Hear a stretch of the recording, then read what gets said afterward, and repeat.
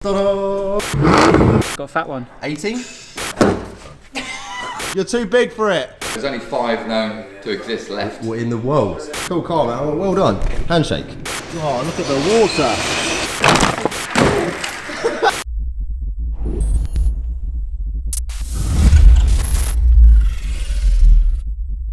Beautiful, as always. Mr. Mittai. Wagwan.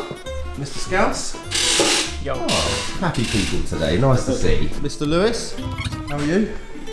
Not bad, you?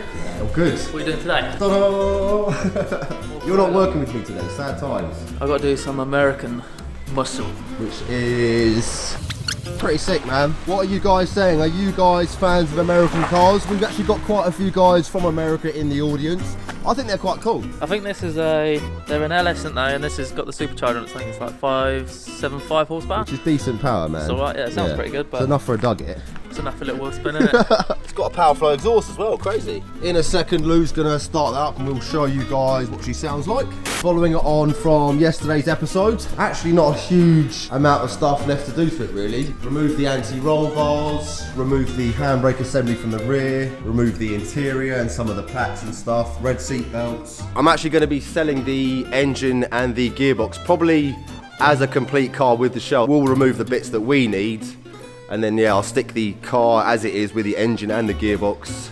Probably put it up on Facebook or on eBay. Let me know what you guys think the engine and gearbox is worth. I do think the 6-speed is quite popular with the Starlet boys. Here we go. It's actually got a surprising amount of legroom in the back actually. Old auto gearbox, carbon fibre trim as well. Oh, look at the roof. It's like a trans top. Does it actually open? Oh yeah, look, you can remove the roof. It's a T-top. I didn't actually realise they were T-tops. Quite a gnarly set of dishy rims on it as well. Quite unique tail lights. They've almost got like a sort of honeycomb in them. Are you ready? Yeah. Right, let's see what she sounds like. 5 minutes later. You're right there, mate. It's got a mobiliser for the mobiliser.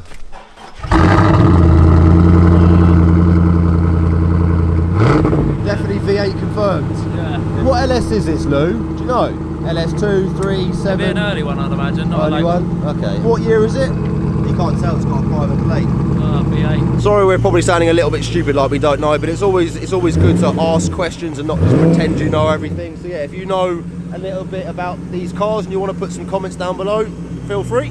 Supercharger just there. Cool car. V8 baby! Woo! Lewis has been replaced with the managing director. Someone that does less work. Oh! So I think the first thing we need to tackle really, Scouse, is anti-roll bars. Front and rear anti-roll bars on the G6R are slightly thicker than the conventional ones, so we'll be removing those. Also be removing the drop links as well. After we've done that, we'll start removing the handbrake assembly like we mentioned yesterday. Things like the exhaust we don't need because effectively it is a pea shooter. Can we take this tip off though? Possibly. Yeah, is that a Toyota item?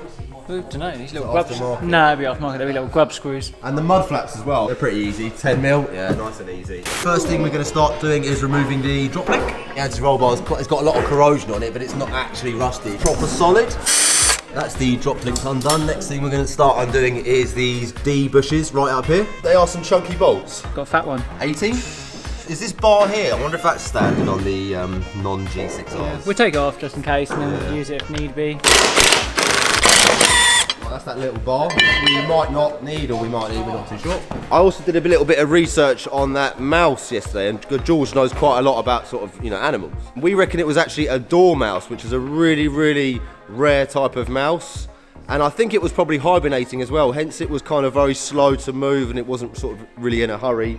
And I think what it was trying to do yesterday was trying to find a new little home to burrow in. Hopefully, the poor little bugger found a home last night. I was tempted at one point to come in and try and find it again, but my missus said I was nuts. So. It's always good to be kind to animals. A bit of positive energy goes a long way. Idea behind a slightly thicker anti-roll bar is just to kind of give it a bit more rigidity and stop it rolling quite as much. Rear anti-roll bar for you guys. Look where I've lost it now. Oh, here it is. So yeah, it comes down here, that's the drop link, and then it goes actually all the way up round, that's your D bushes, and goes behind the fuel tank. From what we can see, 4 bolts. 12mm now on the D-bush. In the next few days as well, I'll do a bit of research and see if we can kind of get uprated sort of polyurethane bushes for it as well, so if we can replace the anti-roll bar drop links and the D-bushes. Now I'm trying to get it out. Is this why Lewis said he didn't want to do it? Yeah, because he got to drop the fuel tank. Is that why you didn't want to do this? I've kind of just worked out your madness now. Next up, 10mm on this fuel filling neck. Hopefully we don't get covered in petroleum. God, it's tighter than me. I mean, And Scout's got the manpower. We need a bit of monkey arm in there. oh no. We've moved the bottom bit of the pipe out of the way, but it's still Still a bit close. So if I undo yeah. this clamp here, just slip it off, it just makes it a little bit easier for the sake of 30 seconds work. Yeah. Worst case, if this doesn't work, we can kind of just drop the fuel tank straps a little bit and hopefully give us enough room. There we go. Right, that's the fuel pipe removed. Oh God, it's so tight, isn't it? When you pull that drop link to the other side of the strut. Yeah, I'm trying to get over this way enough to do that. Oh, we nearly. Yes! Good job, Scout. Woo! 5 hours later. To be fair, man, it didn't take us too long. As you guys can see, that is the front and rear anti-roll bar, complete with drop links all removed. Oh, handbrake cables. Kind of run all the way. And anything sort of blocking it? Heat shields? Only exhaust, yeah. So if we can try and drop the exhaust a little bit, remove these heat shields, and then kind of come up into the car here somewhere. Scouse is going to start removing the heat shields. I'm just going to take these cheeky little mud flaps off because I think they look quite nice on the old roller.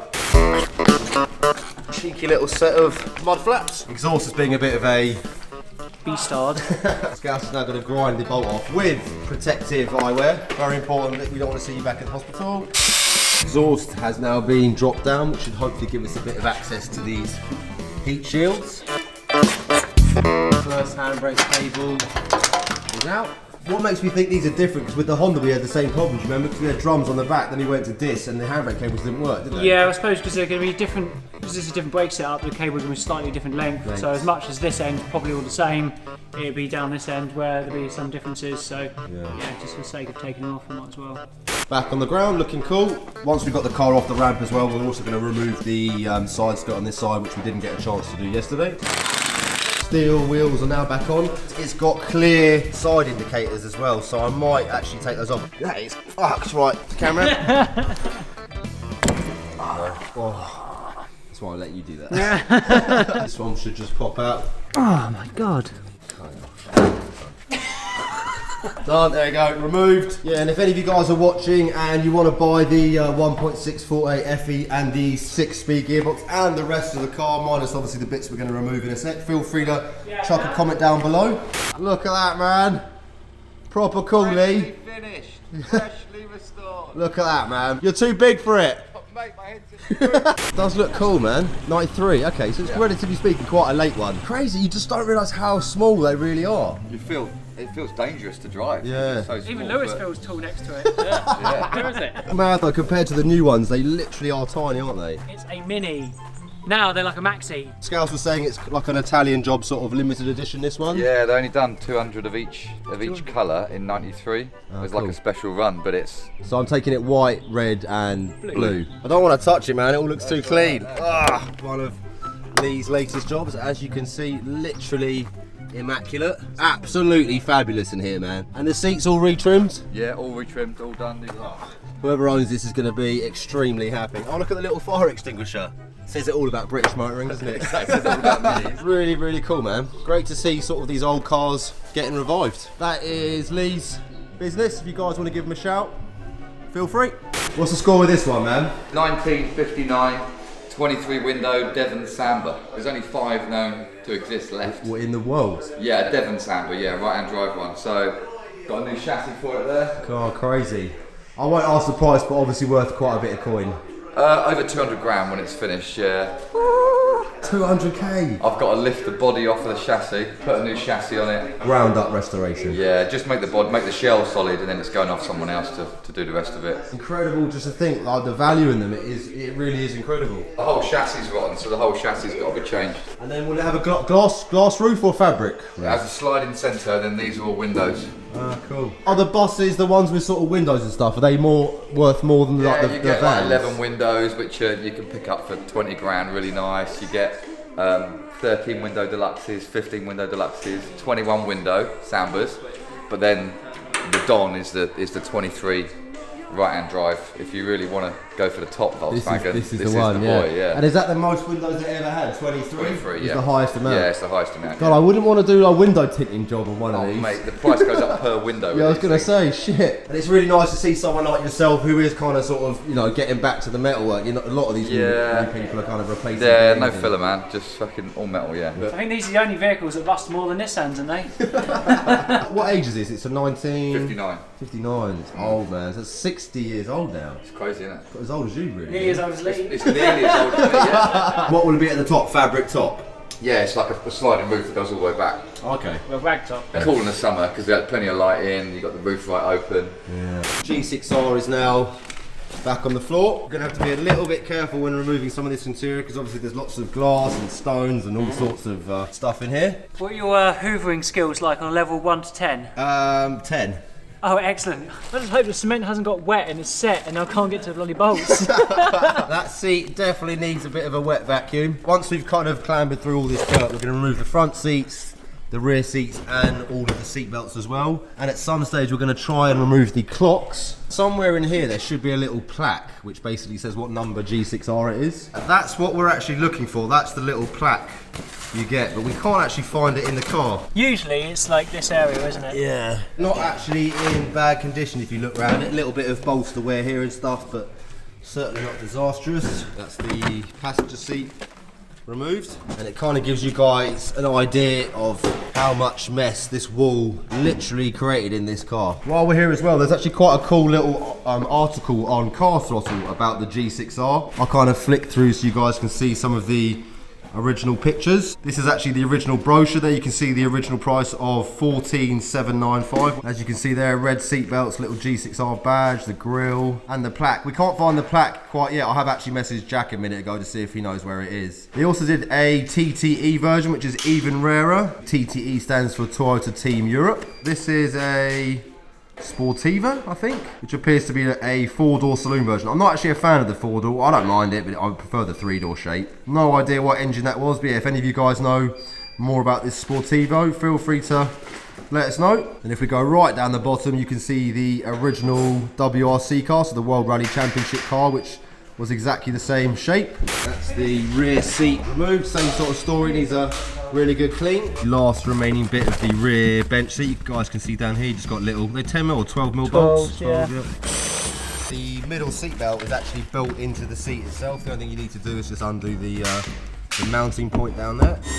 I actually just had a chat with Jack, the guy who previously owned it. He said that the UK ones didn't actually have a plaque, it was only the European ones. And the UK ones had a sticker on the dash, but obviously over time the stickers kind of got lost. So unfortunately we haven't got a plaque, but we do still have the original rear logo here, which I will pry off in a second. Hopefully we can kind of get it off and still keep it shape and not damage it too much. There we go. PS13 in the workshop. How happy are you on a scale of 1 to 10? About 12, 13. It does look really cool, man. Let's have a quick look under the bonnet. You've actually sold the Volks as well, haven't you now? What do you think you replaced it with? Any ideas on wheel design? No idea yet, but somebody's offered me some good money for them, and I need to recruit some money back anyway, so. Worth selling them and getting maybe a slightly cheaper wheel. Yeah, too right, yeah. Fair play. Audi R8 core packs? Yeah, Audi R8 TT packs, or whatever. Time A cams, Pond cams I think. Pond cams, yeah. Apexy turbo, different manifold, 555 injectors. Time it's 340, 350 horsepower, so. Which is more than enough for a little Oh yeah, car more like than enough for me, this. yeah. MAF is actually unplugged, so I'm taking it's running a map sensor. Yeah. And what ECU? Time A, ECU. Time A ECU as well. Yeah. Pretty decent spec, to be fair. Yeah, it's got some goodies on it. I need to clean all this up. Like for me, this is bad. Just get all the the safety things buttoned up and Get then the car driving right, yeah, get yeah, it feeling safe, and then you can kind of and then I start. can do all this fucking potsy stuff afterwards. Yeah. So. Solenoid down here probably for a boost controller. Blue pipework, probably like a big front mount up front. Yeah. And what's iconic with these cars, it's such a different shape compared to a normal 180. Yeah. Because you've got like the brick headlights and the boot at the back. It's quite a very unique looking car, isn't it? Yeah. I once had a NES 13, which was cool, but I swapped it out for 14 and then got rid of that and got the 86, and then I was like, oh, miss that jack thing, so Yeah. I got one of these. I always wanted one of these cars anyway, so. It's like you've gone full circle. You started old school, then you went new and new and new, and now you've gone back to, back to your roots. Yeah, it's cool. Quite cool. It's got the original little K's sticker down here, which you guys can see. Club K's, very cool. Chris has had the paint sorted at some point, but you know, for the age of the car, it's in good nick. The rear quarters are fine, all the seals are good, which was the main thing. So. Quick little look in the interior. Got a couple of little pillar gauges. What are they for, Lou? Yeah, is that boost? Yeah. Boost. Oil temp, water temp. These proper sort of chunky retro plastic buttons, man. It is cool, and tiny little shifter as well. Are these the headlights which are worth a fortune, the brick headlights? Are they the ones that are really I believe expensive? so. Yeah, I believe so. And then body kit on this, it's obviously got side skirts, front bumpers standard with a splitter. Yeah, I think so. I think they call it the pig nose. Yeah. So. It's always kind of hard to tell because Nissan did all these different aero kits and stuff. It's kind of hard to know what's genuine and what's not. No, that's it. Cool car, man. Well done. Handshake. Thanks. I'll chuck Lewis's Instagram down here if you guys want to give him a follow and watch the progression of the build. Feel free. Oh, look at the water. Crazy, it's got a little pond in here, man. Seat belts have come out. We think these were originally a little bit of a brighter red. I'm not sure if they were burgundy or red or if they just sort of faded with the sunshine. Oh yeah, what's that? It's like a space buggy. Oh yeah, cool. Have you ever seen a big track? Oh my god! Imagine this is worth like thousands of pounds and Jack's just giving it away with us. Have you guys ever seen one of these? A big track. These are the last two rear belts that we need to remove. Once we've done that, we are pretty much good to go. Pucker. Nice one, Scousey. We've actually just found out where the mouse was living. And he was actually living inside the plastic trim above the turret. Using the pulled all this out. That's where he's been using his nesting. This was his mansion. Literally. He then ends up 400 miles away in another county, and then jumps off. He's like, where the fuck am I, man? So you've got to carefully get the trim out so you can get access. Hey, there we go. Last piece of the puzzle. I think we're pretty much good to go with this car. The only thing we're going to do at a later point is just remove the steering wheel and the clocks when we get 5 minutes. Just like a Golf. That's the last side skirt. Before we forget as well, I think that gear knob is different. G6R gear knob. Oh yeah, 6-speed as well. That's a good point because Georgie's original gearbox is a 5-speed. That pretty much completes the adventure with the little G6R. Hopefully we can find a new home for it pretty soon. Once we've kind of finished doing the 2ZZGE swap with Fensport, we'll probably look to start fitting all of these bits onto Georgie's car. Things like the bumpers and the side skirts are going to need to be fixed and painted. Some of the other parts will fit straight on. We now have a wealth of different rare G6R parts, so many thanks to this little beauty. Mr. Lou, love you lots. Mr. Scout, absolute legend. You'll be seeing me again tomorrow. Hopefully you guys have enjoyed this cheeky little episode, and we look forward to seeing you tomorrow for more goodness.